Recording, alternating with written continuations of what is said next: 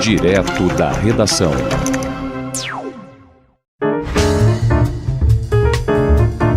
Mundioca, o podcast que fala sobre as raízes do que acontece no mundo.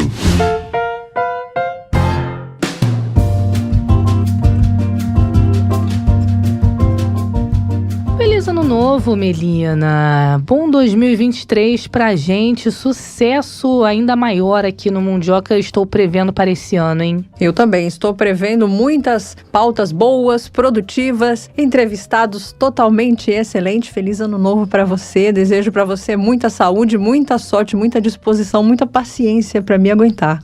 Porque tem mais de 360 dias aí pela frente. Bom, vamos começar o ano com o pé direito aqui no Mundioca. Segunda-feira, segundo dia do ano, e segunda-feira aqui é dia de falar sobre BRICS. O que nos espera neste bloco tão querido para este ano que está começando? Essa pergunta tem que ser feita para os nossos convidados, né? Porque esse é o tema de hoje. Pois é, a gente tem muitas perguntas, muita curiosidade a respeito do BRICS. Será que pode virar um bloco militar? Como é que tá a questão da China? Todo mundo quer entrar no BRICS? Argélia, Irã, Arábia Saudita, Argentina. Quem será que vai conseguir de fato entrar no BRICS? Será que 2023 vai? Será que agora vai? Essa é uma pergunta, rapaz, de $1 milhão.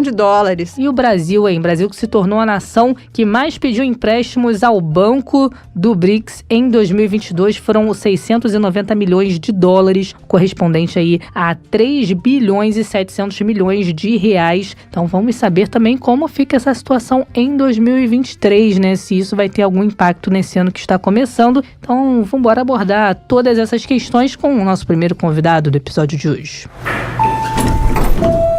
A gente conversa agora com o professor Bruno Lima Rocha, ele que é editor do portal e canais do Estratégia e Análise, cientista político, jornalista e professor de Relações Internacionais. Seja muito bem-vindo aqui ao Mundioca, tudo bem? Tudo bem, obrigado pelo convite. Espero poder contribuir com algo que, ou um ponto de vista mais heterodoxo, ou pelo menos não me repetir muito, porque a gente acaba abordando temas recorrentes também. Verdade, professor. Eu queria te perguntar se já há uma agenda para o BRICS em 2023? Olha, eu lembro que durante o primeiro governo Dilma, quando o IPEA operava como Instituto de Alta Performance, não o que virou no governo Bolsonaro, se dizia que o BRICS eram 3 agendas concomitantes, né? Um era o BRICS, que seria a China e os demais. A outra agenda, seria a dinâmica intra-asiática, que essa evoluiu muito na última década. E uma terceira, aquilo que seriam os excedentes de poder, a partir da agenda intra-asiática com o dinamismo da economia chinesa. Então, eu diria que a gente tem uma boa perspectiva em relação ao terceiro nível, com a retomada da diplomacia brasileira. Mas o que mais se evoluiu no último ano, em função até das sanções econômicas que a Rússia vem recebendo, é a dinâmica intra-asiática e a tentativa de avançar na chamada, já não tão nova, arquitetura financeira mundial. Então, além das agendas oficiais, eu veria por aí uma complementariedade de sistemas de pagamento e formas de compensação, tanto uma espécie de não chega a ser um mercado comum, seria um exagero, né? Mas uma bolsa de compensações lastreada em barris de petróleo entre Rússia e Irã, Cazaquistão, com o mercado chinês e os sistemas de pagamento através das redes de cartões de crédito, tanto russos como chineses. Isso avançou muito e isso é bem promissor, sabe? Bem promissor mesmo. Em relação a distensionamento de Índia e China, é mais delicado, considerando o Paquistão e a China como aliada estratégica, mas se esse problema, que é um problema grave, for solucionado, eu creio que a dinâmica intra-asiática ela vai entrar num ritmo que seria o ritmo da nova hegemonia de fato, resolvendo essas questões, que não são simples, tá? Reconheço que não são simples. Agora, entre os membros do BRICS, qual país que deve se destacar mais em 2023? A gente tem de observar a dinâmica econômico-financeira entre a Índia, o antigo Hindustão, com as relações chinesas. Porque pode parecer muito inusitado afirmar isso, mas os 3 países que formam o BRICS na dinâmica asiática, a Índia, ela acaba sendo a mais próxima do, Ocidente. Ela não sofre sanções, ela tem laços históricos coloniais, é verdade, com a Grã-Bretanha, com o Reino Unido. Ela, no período da bipolaridade, ela foi cliente de armas da União Soviética, então ela tem um distensionamento progressivo a fazer com a Rússia. Eu creio que a Índia seria esse país de destaque por poder tentar operar como um pivô de distensionamento também, né, das relações, da projeção de poder do Ocidente para com o sul da Ásia. Mas a Índia tem interesses próprios e ela jamais será novamente subordinada a nenhuma potência externa de qualquer tipo de caráter ou natureza. Na dinâmica bélica, a China vem avançando bastante e pode operar como o que seria um gigante diplomático para tentar solucionar o conflito russo-ucraniano, a guerra da Ucrânia como queira. Não por acaso os Estados Unidos tentam criar uma tensão maior no sul do Pacífico, no chamado Mar do Sul da China, recriando, retomando a dinâmica estratégica da década de 50, que seria cercar a Ásia da periferia para o centro. Então eu diria nessa ordem. Primeiro Índia, como destaque, né? E segundo China, que a própria inércia chinesa já é um gigante em movimento em termos econômicos e científicos. Aproveitando a sua resposta sobre o tensionamento entre China e Índia, o senhor falou que não é uma questão fácil de ser resolvida, né? Os países já estão conversando nesse sentido? Estão sim, estão. Aí a gente tem três cenários, eu diria, que são interessantes, né? Um também é um tema, não é nenhum segredo, não existem mais segredos de fato no mundo contemporâneo, né? E sim versões de desinformação, mas a dinâmica de uma geopolítica do Himalaia, ela é tripartite. Caxemira, ou a Caxemira ampliada, ela tem a presença chinesa, tão forte como a paquistanesa e a indiana. Essa é uma dimensão. A outra condição é uma disputa, né, ou uma reaproximação da Índia para ser parte da nova Rota da Seda, do cinturão de infraestrutura progressiva que a China projeta também no Sudeste Asiático, e aí ela tem uma concorrência direta com o próprio Paquistão. E tem uma outra forma de distensionar, isso é muito interessante, que é uma complementariedade no comércio marítimo entre Índia e Irã. É muito profícuo isso, muito mesmo, incluindo eu diria um problema comum, né, uma herança colonial comum, que é o Balochistão, porque a população baloche ela tem a presença de operadores salafistas e essa presença ela se dá nas três regiões, né? Na indiana, na iraniana e na paquistanesa. E tem uma proximidade. O Irã, ele opera, engraçado falar isso, ele opera como também um pivô diplomático, econômico-diplomático entre Paquistão e Índia. Então, creio eu que esse distensionamento pode se dar nesses três níveis. Tanto uma relação direta, como uma relação indireta, eu diria, né? Através do papel diplomático iraniano. Agora, diante de toda a movimentação que a gente viu no ano de 2022, em 2023 a gente pode pensar em o BRICS se tornar um bloco militar ou isso ainda é algo distante? Não acredito que a China vá aceitar, porque a China entraria na dinâmica do conflito russo, né? E automaticamente ela teria que entrar em disputa de poder quase que direto no sistema da Ásia-Pacífico. E teria um conflito automático com a Austrália, mas assim, de imediato. E a China tem interesses muito fortes na Austrália e entraria numa situação de retirada de capital, retirada de investimento, problemas contratuais, problemas de mineração. Então, se o BRICS consolida um bloco militar coeso, por um lado a OTAN ela perde a presença, que já é pouca, né, no mundo asiático, mas por outro lado reforça o papel da OTAN. Então, creio eu que a China não aceitaria. Não tenho dúvidas que a Rússia aceitaria e concordaria com isso. Tenho dúvidas em relação à China e tenho um grau de certeza que não é a opção nem da Índia, nem da África do Sul e nem do Brasil. Professor, aquilo que acontece com um membro do BRICS, ele afeta os outros? Vou dar um exemplo. O pacote de sanções dos Estados Unidos aos chips chineses. Isso aí, algum outro país pode reagir em acordo com a China ou não? Olha, pela regra do BRICS atual, não. Porque não chegou a ser um bloco, né? Os 5 países têm o cuidado de avançar com acordos progressivos e sejamos francos, né? Sempre em consonância com as variáveis estratégicas chinesas, que fazem conta de 50 anos. Mas, no ponto de vista da solidariedade econômica, esse avanço poderia se dar. Porque, por exemplo, quando há sanção em relação aos chips chineses ou as sanções contra a Rússia, de imediato a gente tem um ataque ao comércio mundial, ao sistema mundial de trocas. tem uma correlação entre dólar, como uma moeda corrente mundo, né, e o lastreio do dólar, não mais sistema dólar-ouro desde muito tempo, mas querendo ou não, tem uma correlação entre o dólar e o barril de petróleo, né, tanto no índice Brent como também no índice do West Texas, assim, não deixa de ser a mesma coisa. O Brent é o dólar europeu, por exemplo. Então, poderia se dar no sistema oposto também. A gente receber a consequência de um lastreio de uma moeda aduaneira comum, como diria Lord Keynes, um Bancor, algo semelhante da vida, baseado, por que não, em renminbi ou em yuan eletrônico, ou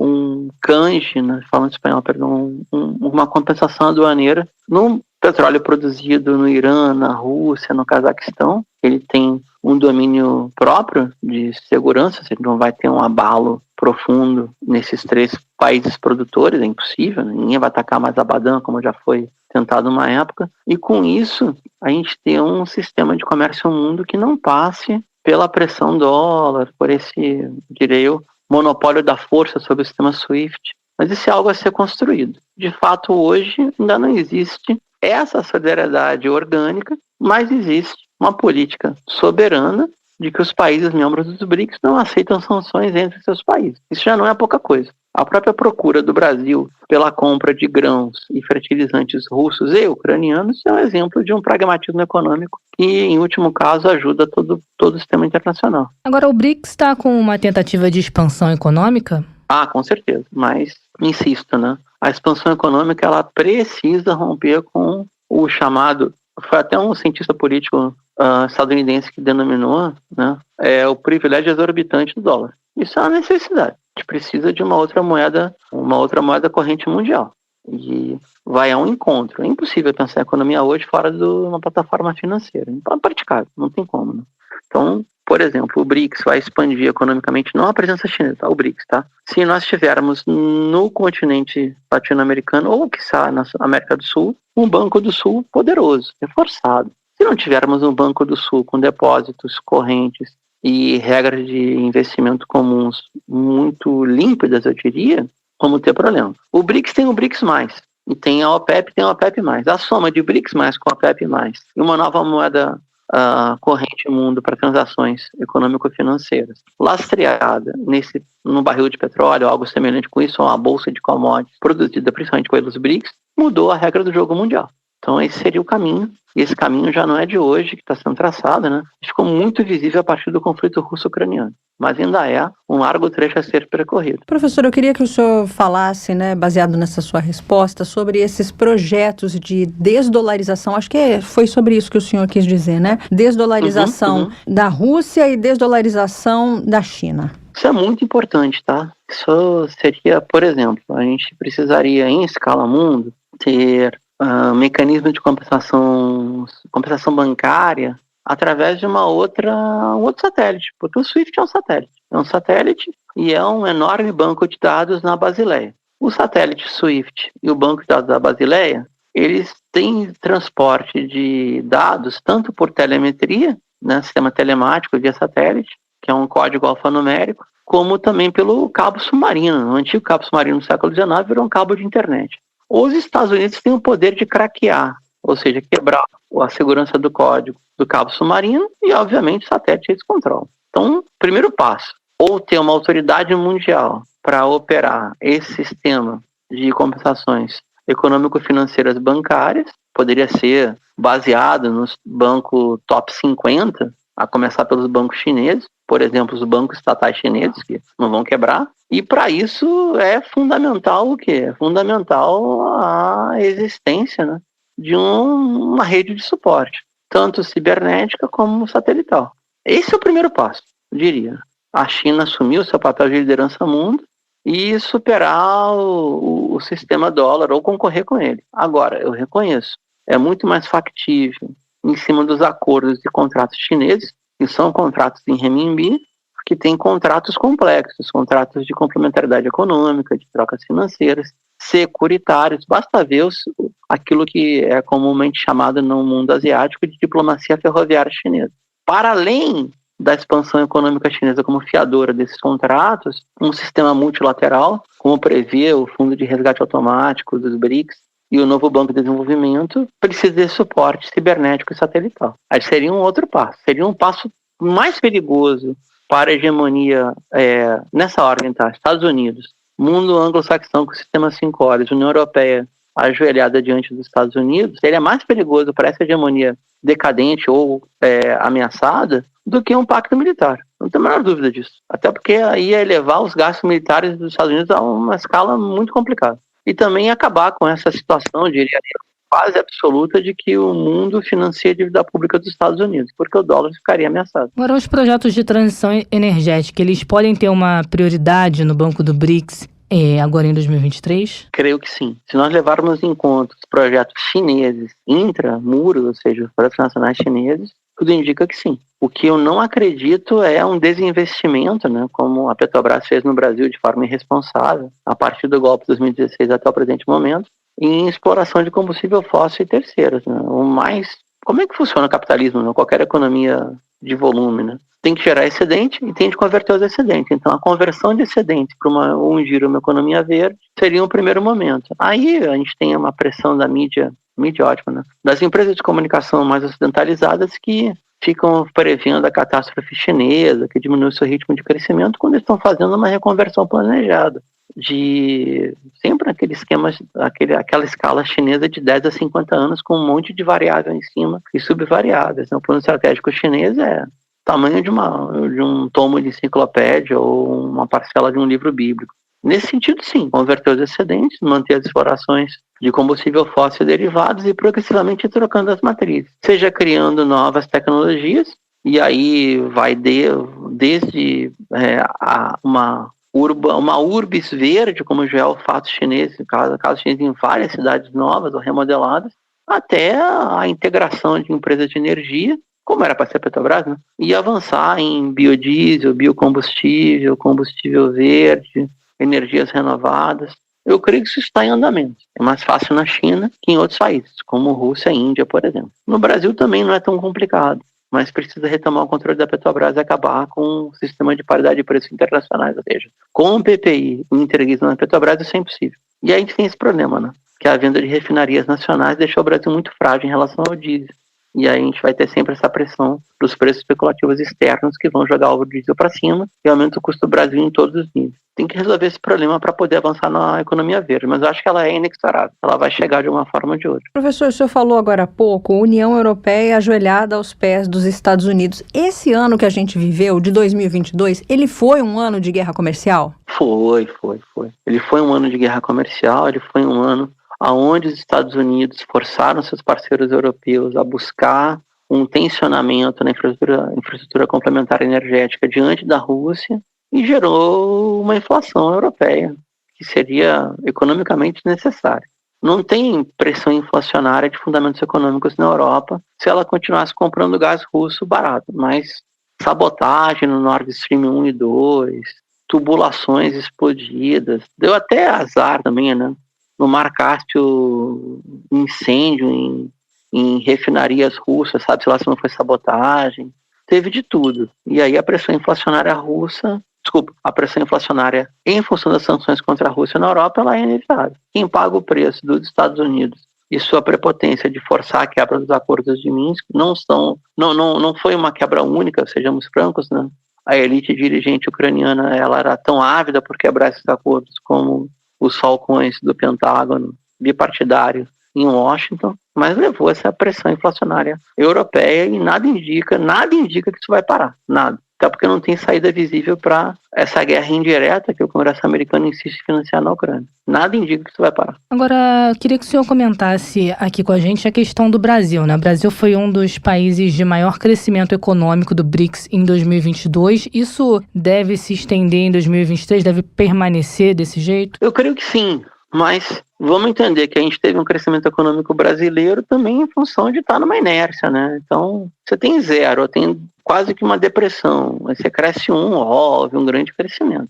O Brasil, por inércia, se não fizerem muita besteira, o Brasil cresce. Mas a regra muda, né? Se qualquer economia que não cresça 3% ao ano, ela está estagnada. Eu acredito que sim, mas o crescimento econômico do Brasil para o ano que entra, ele também passa por não ser tão dependente de commodities. o que não é simples, né? Porque são 200 votos no Congresso, o país subsidia a exportação de commodities agrícolas e minerais, e a commodity agrícola, por exemplo, se quer pagar tributo correspondente ao que tem de investimento, é financiada e refinanciada essa safra exportadora. Então, o crescimento econômico brasileiro da economia doméstica passa por exemplo, restituir a Conab, ter um sistema nacional do PNAE retomado, tudo aquilo que implica em... Qual é a primeira soberania? Não é a segurança alimentar? Qual é a segunda soberania? Não é a segurança energética? O Brasil tem as três. O Brasil tem uma soberania industrial relativa, precisa avançar, é verdade, e tem a soberania energética e a segurança alimentar garantida.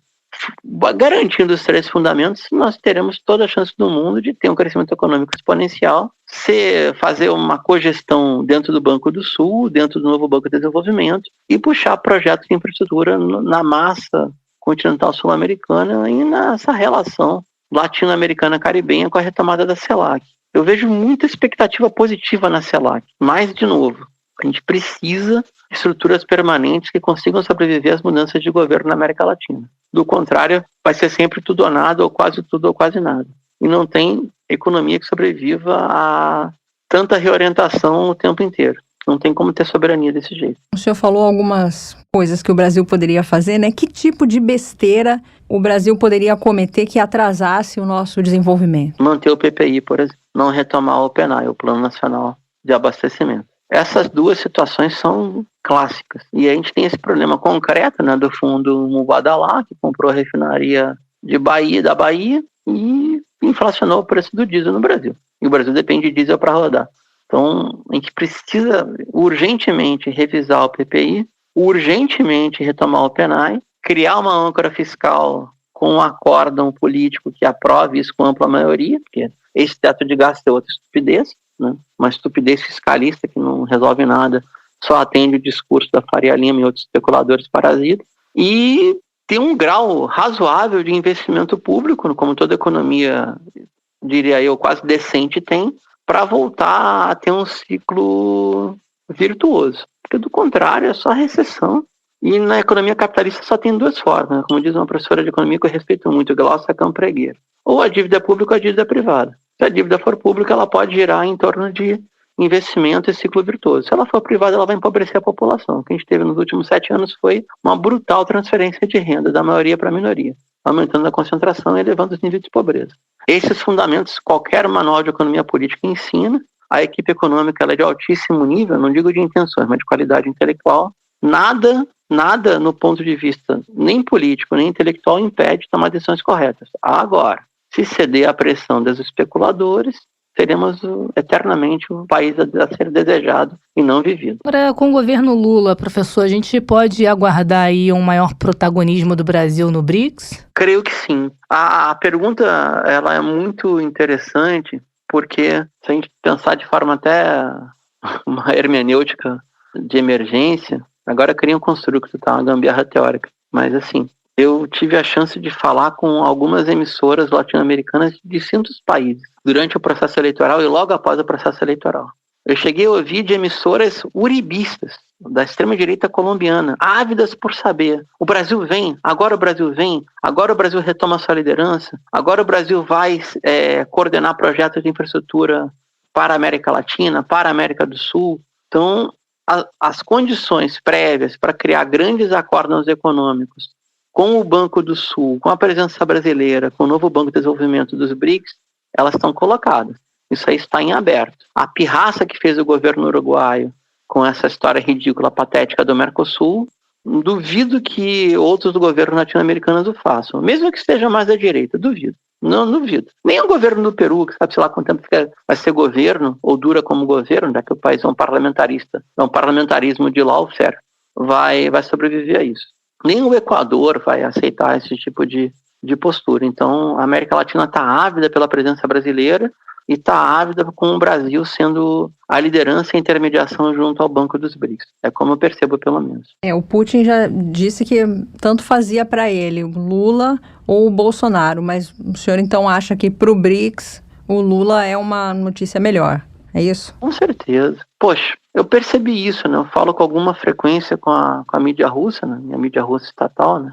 E existia uma inflexão de tentar ver sinais positivos em Bolsonaro, mas eu não duvido da capacidade de inteligência do Kremlin e dos seus altos estrategistas, sabe? Uma dimensão é essa propaganda que circula em redes sociais, a utilização de plataformas como o Telegram, por exemplo, ou essa equivalência, né, entre o esdrúxulo e a aberração, né, de Olavo de Carvalho e Alexander Dugin, outras excrescências intelectuais semelhantes. E a outra dimensão é, vamos construir fábricas de fertilizantes russos no Brasil, vamos criar acordos de transferência tecnológica, vamos buscar investimentos comuns, vamos trabalhar no alto nível do sistema internacional com economias industriais complementares.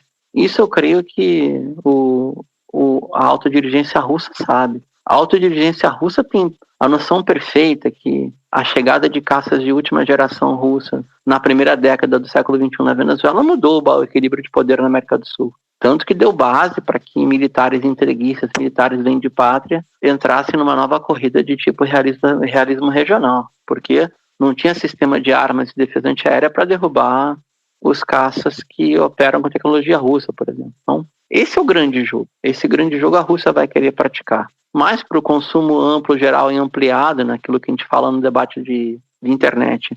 Por esse debate de espuma, aí entra tudo. Olavo de Carvalho, Dugin, Bolsonaro com Trump, etc. E, infelizmente, a presença russa, muitas vezes, na política doméstica de outros países, ela não é tão, ela não é tão auspiciosa assim, né? Vamos, se a gente for olhar para os Estados Unidos, por exemplo, tudo bem que o efeito imperial é o mesmo, sendo o Partido Republicano ou o Partido Democrata, mas o efeito que teve a ascensão do Partido Republicano nos Estados Unidos para a nossa política doméstica foi tenebroso, terrível.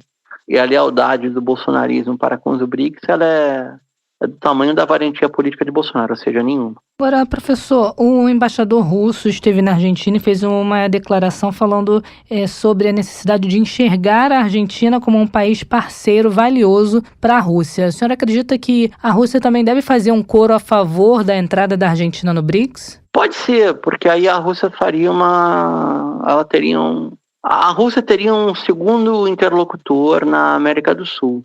O problema que eu vejo ali é o seguinte, você perceba, o governo Bolsonaro não teve coragem de sair dos BRICS, mas um governo da direita argentina, Macri, Larreta, Milei, Deus me livre, Patrícia Bullrich, qualquer outra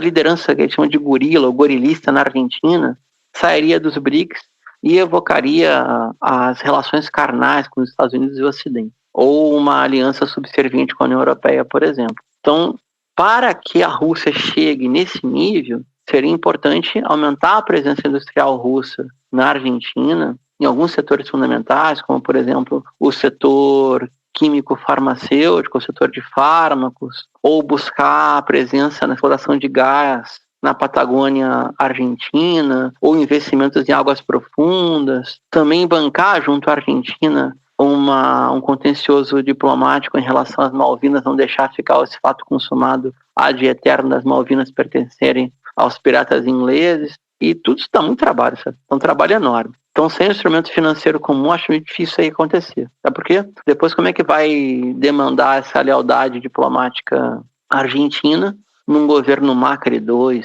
num governo Larreta, num governo Milei? É imponderável. Querendo ou não, o Brasil, embora muito abalado com o bolsonarismo, o Brasil tem estruturas mais permanentes, eu diria. Professor, nós falamos aqui sobre a possibilidade de expansão do BRICS. O senhor acredita que o BRICS está preparado para receber outros membros? Boa pergunta. Hoje eu creio que não. O BRICS precisa de instrumentos multilaterais mais robustos, eu diria. E não depender tanto da China.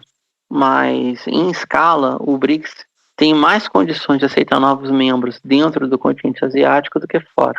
E por incrível que pareça, em escala de proximidade, a nova rota da seda e a presença econômica chinesa na África, ela torna a entrada de um novo parceiro africano mais factível do que o novo parceiro latino-americano, como eu vejo, pelo menos. Vejo o caso do Peru. O Peru tem um TLC com a China e tem um TLC com os Estados Unidos. Então, o eixo pacífico não é necessariamente uma garantia de expansão econômica chinesa. Já a presença de investimentos é um tratado de livre comércio, o que é um suicídio industrial, né? Assinar um tratado de livre comércio com duas potências industriais é uma loucura. E o Peru fez isso. O Peru suicidou a sua indústria ao assinar livre comércio unilateral com duas potências. Enfim, eu diria que é mais próxima a entrada de um novo membro dos BRICS no mundo, na dinâmica intra-asiática, do que fora dela. Hoje é por onde eu iria. Eu olharia também para o contencioso no Mar do Sul da China, como serão as relações da China com duas potências islâmicas asiáticas, como Malásia e Indonésia, por exemplo. Tem que olhar para essa região agora. Professor, em 2022 a gente viveu uns momentos muito tensos, China, Taiwan, com a visita da Nancy Pelosi. Será que em 2023 a situação ela pode evoluir? Pode, sempre pode. Taiwan é um probleminha aberto e qualquer provocação ocidental em relação a Taiwan, ela vai ganhar um volume maior, vai ganhar uma escala superior. E tem outro problema na região também, é o Rio de Nervoso, que é um problema muito grave, né? Que é a disputa pelo Mar do Sul da China com o Vietnã. O Vietnã tem contenciosos seríssimos com a China, não por acaso, até por laços históricos tenebrosos, mas que foram reavivados. Tem uma boa presença de indústria ocidental, de capital ocidental produzindo indústria no Vietnã. Tem tanto capital chinês como ocidental no Vietnã. Então, creio eu que o Vietnã pode ser também um novo foco de tensão na região. A maior parte dos países está dividida entre fazer acordos securitários com a China ou com a frota pacífica estadunidense. Eu diria que é menos inseguro fazer acordo com a China. E a China vai expandir ilhas artificiais e vai expandir sua presença na região sim ou sim. Isso é quase que inexorável. O fiel da balança na região é a Austrália. Para onde ela pender, para onde pode dar o problema maior. Agora, professor, qual a sua avaliação sobre a entrada do Egito no Banco do BRICS? É importante, mas não é confiável, porque o principal fator de acumulação no Egito é a ajuda externa que vem dos Estados Unidos para que os militares egípcios não façam guerra contra ninguém. Porque o Egito moderno, ele é fruto da traição de Camp David. Por outro lado, ele ameaça a hegemonia militar de Israel no Mar Vermelho. Então, nesse ponto é bom. Eu só não confio nos militares egípcios, aliás, nem eu nem ninguém. Nem quem os financia, nem entre eles, nem nada. O governo Sisi, ele é um governo um governo títere em relação a Israel, em relação ao sionismo. Mas pode ser um novo balanço da região, porque a presença chinesa, mas também a presença russa no conflito líbio, eu diria, ela pode mudar um pouco o balanço das opções estratégicas do exército egípcio, ou das forças armadas egípcias, mas não são confiáveis. Lá se evoca ao nascerismo para fazer tudo ao contrário. É como evocar Bolívar e ser entreguista na América Latina. Tá certo, quero te agradecer muito, o professor Bruno Lima Rocha, editor do portal e canais do Estratégia e Análise, cientista político, jornalista e professor de Relações Internacionais. Espero que o senhor possa voltar aí ao longo de 2023 para a gente conversar sobre outros assuntos, ter outros papos tão longos e produtivos quanto esse. Muito obrigado. Perguntas muito importantes, tá? Achei que ia me repetir, não me repetiu hora nenhuma. E agradeço a oportunidade e contem comigo para o que precisarem. Grande abraço, professor. Tchau, professor. Bom 2023. Obrigado, forte abraço. E quem acompanha a política, quem gosta da geopolítica, não pode desprezar essa questão. Será que o Brasil no BRICS vai funcionar de maneira melhor, mais azeitada agora com o presidente Lula do que foi com o presidente Bolsonaro? O presidente Lula que participou aí, estava na presidência quando o BRICS nasceu, né? Então Verdade. É como se fosse um dos pais do BRICS. Pois é, tem uma história. A gente vai saber o que o nosso próximo especialista pensa a respeito disso. Thomas Ferdinand Hayek, professor de Relações Internacionais do Instituto de Estudos Estratégicos da Universidade Federal Fluminense, a UF. Seja bem-vindo ao Mundioca, professor. Tudo bem? Tudo bem, bom lá. Professor, nesse clima aí de início de ano, né, já projetando o 2023, vamos falar hoje, então, sobre as projeções para o BRICS. Queria que o senhor falasse aí quais são as projeções para 2023. Tem alguma lista de ações para serem cumpridas neste ano? Sim, tem.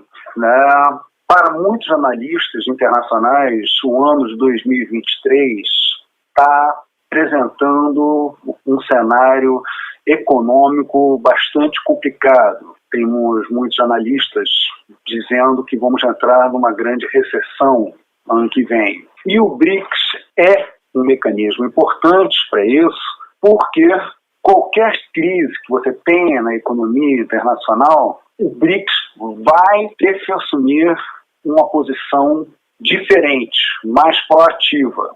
E isso por um motivo muito simples.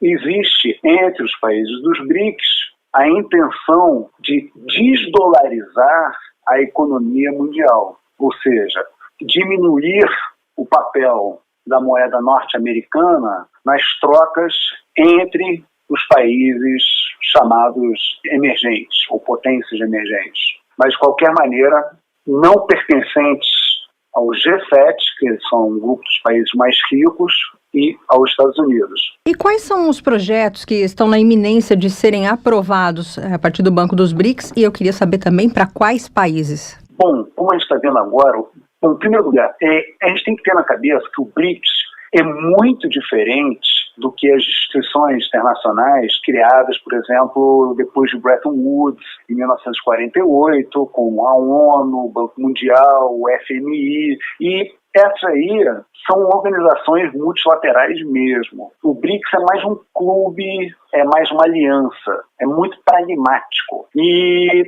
tanto que os Estados-membros têm como premissas a não interferência em assuntos internos, a igualdade entre seus membros e, principalmente, a defesa de interesses comuns, né? E principalmente de âmbito econômico. Né? Então, para 2023 também, a gente pode tranquilamente prever um aumento do BRICS. Vai ter mais países aderindo ao BRICS, e entre os quais estão na fila, com apoio do Brasil, por exemplo, a Argentina. Mas outros países, por exemplo, como o Irã, também estão muito interessados em participar dos BRICS e provavelmente vão ser aceitos. O senhor acredita que a Argentina vai ser o país que vai abrir a porta aí para a ideia do BRICS Plus?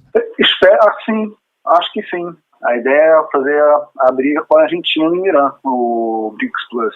E depois vai continuar, né? A ideia é incluir sempre mais economias emergentes. Professor, na última semana do ano, saiu uma notícia de que a questão Índia e China nunca esteve tão tensa, que aumentou o número de indianos ali na fronteira, e o senhor falou que, apesar de colegas de BRICS, isso não interfere nos negócios. É isso mesmo? Sim, realmente tem uma disputa histórica e tensões históricas entre China e a Índia, e felizmente entre esses dois gigantes existe o Himalaia, que separa os dois territórios, mas isso não impede que eventualmente tenha algumas escaramuças de fronteira. Mas no momento tudo indica que, apesar desses problemas eventuais na fronteira, em hipótese nenhuma vai prejudicar ou frear as iniciativas de caráter econômico e político que o BRICS tem. Então, apesar desses estranhamentos fronteiriços, Índia e China vão marchar juntos. Tanto que, recentemente, eles também participaram, junto com a Rússia, de exercícios militares. Agora, na última cúpula anual do BRICS, em junho de 2022, o presidente Xi Jinping, presidente da China, anunciou um fundo de 4 bilhões de dólares, cerca de 20 bilhões de reais, para a cooperação Sul-Sul e a abertura de um laboratório para desenvolvimento de medicamentos de interesse comum do bloco. Esse projeto ele pode ser concretizado ainda em 2023? Sim. Acredito que pode ser concretizado ainda em 2023 e é um bom exemplo do espírito que está por trás, por exemplo, da criação do novo Banco de Desenvolvimento, uma das poucas iniciativas de institucionalizar o BRICS. E qual é o objetivo desse banco? Emprestar dinheiro para países emergentes sem que esses países tenham que recorrer às instituições ocidentais tradicionais, como o Banco Mundial e FMI. Né? E o volume de dinheiro, 4 bilhões, para a China, é um volume, é muito pouco dinheiro. E tranquilamente a China pode fazer esse investimento e vai em 23 sem maiores problemas. Professor, o Brasil foi o país que mais pediu empréstimos ao Banco do BRICS em 2022. Isso, no seu entender, pode ser um problema para o governo Lula? Sim, é um problema porque mostra claramente a diferença do Brasil na criação dos BRICS em 2009. O Brasil fez um grande aporte de capital e pouco tempo depois o Brasil já estava emprestando dinheiro para o FMI. Atualmente, conforme você mesmo falou, nosso papel se inverteu. Ou seja, agora nós estamos devendo dinheiro ao Banco dos BRICS. Ou seja, nosso papel se inverteu. Mas eu acredito que a negociação dessa dívida vai ser bastante diferente do que aquelas que a gente assistiu com o Clube de Paris, com os Estados Unidos e, os tradicionais atores econômicos internacionais. Agora, o presidente Lula pode estimular essa expansão do BRICS? O senhor falou que o Brasil é a favor da entrada da Argentina,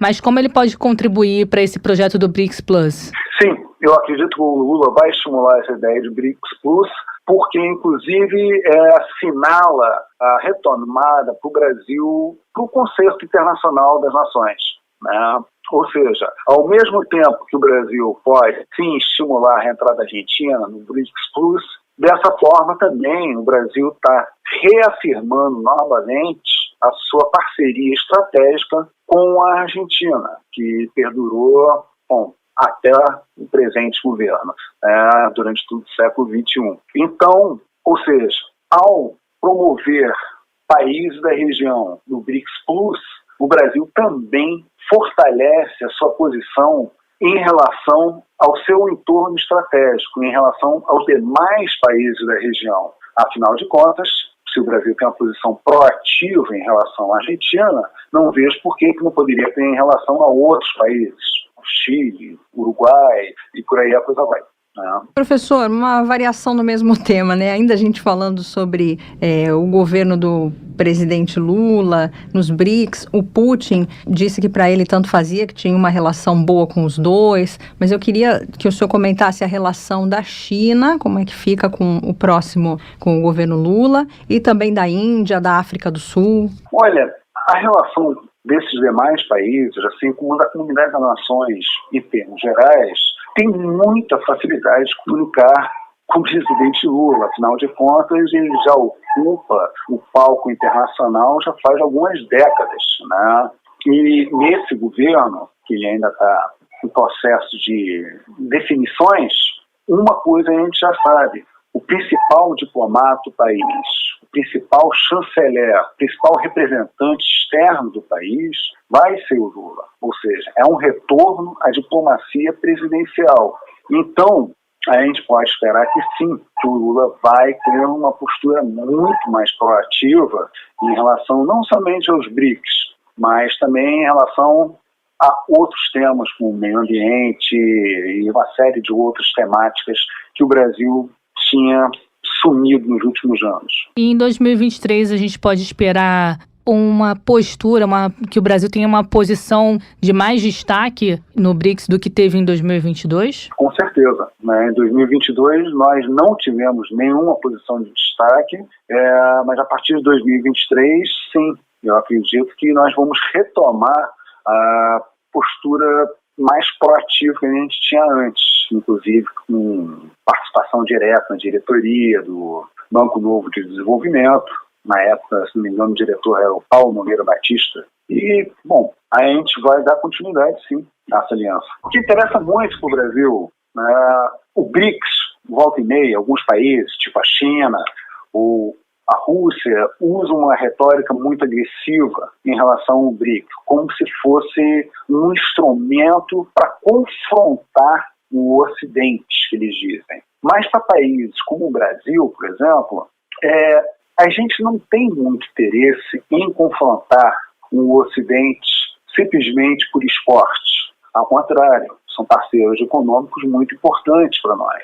O que a gente quer fazer com o BRICS é ampliar o número de parceiros no cenário internacional e não ser mais somente dependentes das demandas das principais potências ocidentais. Agora, o Brasil é um dos principais produtores e exportadores de alimentos do mundo e o 9º maior produtor de petróleo. Como as articulações no âmbito do BRICS podem promover um crescimento do PIB aqui do nosso país? Bom, se a gente conseguir ampliar, por exemplo, a venda de commodities para outros membros dos BRICS, ou seja, países emergentes, a gente consegue ampliar significativamente o mercado da nossa produção agropecuária. Seria o caso, por exemplo, de pensar na Índia.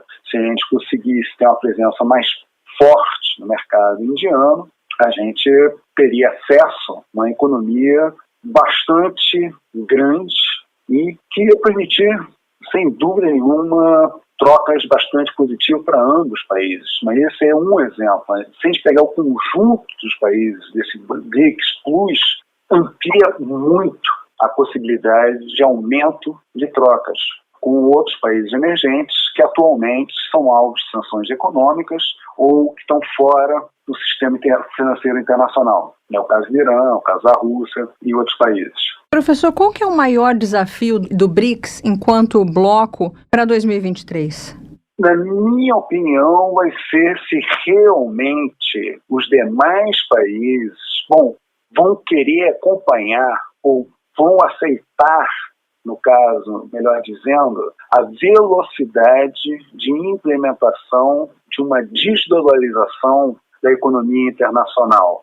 A China já se manifestou claramente e o próprio Banco Novo Desenvolvimento contou com o aporte da China de 100 bilhões na época de dólares para reservas, mas já tem uma tendência por parte de autoridades chinesas de avançar ainda mais esse processo, acelerar esse processo de desdolarização da economia global. E outros países também são muito simpáticos a essa ideia. É o caso, por exemplo, da Rússia, que está sob diversas sanções econômicas, e para outros países emergentes, a troca, uma desdolarização da economia internacional, de repente, pode ser mais interessante para suas economias domésticas no que se refere às suas trocas internacionais. Aliás, a China tem isso como um projeto muito forte, né? Dá para dizer que a China, entre os países do BRICS, é o que mais está à frente nessa questão da desdolarização? Sim, com certeza. Até porque a China é grande locomotiva, né? Mas se a gente somar a China as demais economias, Índia, Rússia, o Brasil agora está um pouco capenga, mas em tempos passados, os países emergentes, progressivamente, em 2013, eles conseguiram ter uma participação na economia global maior do que as grandes potências econômicas. Só que esses países emergentes não estavam articulados politicamente. O BRICS é uma tentativa disso. E também reflete, obviamente, o crescimento do poderio econômico desses países. Professor, não tem como a gente falar sobre qualquer assunto nesse momento sem citar o conflito. O senhor tem esperanças de que isso possa chegar a um acordo de paz em breve? Olha, eu espero que sim, porque realmente um acordo de paz eu nem espero tão breve, não. Mas seria muito, muito, muito, muito importante a gente conseguir um armistício, um cessar-fogo, cessar as hostilidades, parar de matar gente. O resto, um armistício, uma paz, as negociações, se fazem em torno de uma mesa de negociação. Não precisa ser feito no campo de batalha. Então, sem dúvida nenhuma, existe essa questão da Ucrânia, da guerra da Ucrânia, que é uma violência absurda da Rússia contra a Ucrânia, mas definitivamente, entre os BRICS, isso não vai ser um ponto da agenda comum entre eles. O BRICS não foi atingido, por essa questão? O BRICS fica mais ou menos atingido, sim, porque a Rússia é maior, mais forte e invadiu um país sem ter sido provocado, sem ter sofrido nenhuma forma de hostilidade. Então foi simplesmente uma expansão territorial pelo uso da força. Dado que os demais membros do BRICS Plus, outros países emergentes, também não são potências militares, como a Ucrânia, quando a gente vê um comportamento como o da Rússia, países menos desenvolvidos ficam naquela sensação de e se as grandes potências entrarem de começarem a utilizar o uso da força para resolver suas pendengas políticas. Então, seria, assim, um rompimento com a ordem global que cristalizado no pós-48, no pós-Segunda Guerra Mundial. Agora, há expectativa para que o Brasil estabeleça uma relação assim mais intensa com a Índia no campo da produção e consumo de alimentos? Se sim, o que isso poderia significar para a gente? Bom, seria de mais imediato, a gente teria acesso ao mercado de mais de 1 bilhão de pessoas. Então, é um mercado gigantesco. Infelizmente, a renda per capita na Índia é muito pequena. A desigualdade social lá é muito grande. Então, esse gigantesco mercado consumidor, a gente espera que consiga aumentar e prosperar bastante para poder justamente consumir mais produtos, quem sabe, da indústria do agro brasileiro. Mas nós temos mais coisas para trocar com a Índia. A gente tem produtos de tecnologia avançada, nós temos produtos de defesa, nós temos vários nichos que podemos aprofundar com a Índia. Professor, qual, na sua opinião, desses países que, por enquanto, fazem parte do BRICS, deve brilhar em 2023? Olha, como retorno ao palco Brasil, né? Vai ser a grande novidade. Mas, sem dúvida nenhuma, quem vai brilhar mesmo vai ser a China, como principal parceira, e principal locomotiva dos BRICS. E, por causa da guerra da Ucrânia, em segundo lugar, a Rússia. A gente nunca sabe se uma guerra pode escalar e se tornar uma coisa pior do que já é. Então, sem dúvida nenhuma, eu acho que seriam esses 3 países. O Brasil, pelo seu retorno à arena internacional, deixar de ser um pária, né? A China, como grande locomotiva do BRICS e nesse confronto, ou nessa contestação da ordem mundial ocidental, e oferecendo uma alternativa, e a Rússia justamente por estar envolvido numa guerra. Agora, a China é a principal parceira comercial do Brasil. Dá para pensar nessa relação como mais forte ainda em 2023? Tem como ficar ainda mais fortalecida? Bom, 2023 eu acho... Bom, pode ser. Porque, olha só, ano passado, aliás, 2021, o Brasil foi o país que recebeu o maior volume de investimentos diretos da China. Foram 6 bilhões de dólares diretamente investidos no Brasil. E 2021 foi aquele ano que o governo brasileiro se dedicou a debochar, a ofender a China de todas as formas possíveis, né? Mas para mostrar a diferença de perspectiva. A China simplesmente não olhava para o atual governo como sendo um governo relevante. Sabia que ia passar, mete um monte de dinheiro aqui dentro. E, bom, agora mudou o governo e, tranquilamente, a gente pode esperar mais investimentos chineses. Se vai ser da mesma ordem, 6 bilhões de dólares, tenho minhas dúvidas, mas por causa das dificuldades futuras da economia global. Mas, com certeza, o Brasil ainda vai receber investimentos da China, sim. Vai ter continuidade nesse processo, sim. Ainda falando da Argentina, que pode entrar no bloco, o embaixador russo lá na Argentina diz que enxerga a Argentina como um parceiro valioso para o BRICS. O senhor também acha? Também acho, com certeza. A Argentina, obviamente, está enfrentando cenários de graves dificuldades econômicas, não é de agora, já faz algum bom tempo, né? Mas a Argentina tem um potencial enorme, não somente de resolver seus problemas econômicos, como se tornar uma nação próspera e em franco desenvolvimento. E aí, nesse sentido, realmente o BRICS é uma alternativa bastante interessante para a Argentina, sim. Ela pode atingir vários outros mercados em parceria com o Brasil, inclusive através do BRICS. Então, dá para dizer que a intenção da Argentina seria também ter acesso ao banco do BRICS, né, nessa entrada no bloco. Sim, ter acesso aos recursos do BRICS, todos, né? Não só do banco do BRICS, mas como também atrair mais investimentos, por exemplo, da China. E por falar em entrar no banco do BRICS, o Egito entrou recentemente no NDB, né? Outros países também fizeram isso em outros momentos, né? O que significa isso, a entrada desses países no banco? São opções. Bom, no caso, o banco é uma opção que surge para os países para fazer justamente frente a um sistema que eles já conhecem, que é o sistema do Fundo Monetário Internacional, do Banco Mundial e dos bancos privados, né? E aí o banco do BRICS, pelo menos, é uma novidade e é uma alternativa para você conseguir empréstimos, para você conseguir financiamentos, mas o Banco dos BRICS tem como principal missão o investimento na infraestrutura dos países em desenvolvimento. Isso é um ponto fundamental no Banco dos BRICS, o que não é necessariamente o mesmo em relação aos demais bancos, principalmente em relação aos bancos privados. Tá certo, nós conversamos com Thomas Ferdinand Hayek, professor de Relações Internacionais do Instituto de Estudos Estratégicos da Universidade Federal Fluminense, a UF. Professor, muito obrigada por esse bate-papo, que em 2023 a gente possa conversar mais vezes aqui no Mundioca. Vai ser sempre um prazer participar, pode contar. Obrigada, professor, um abraço.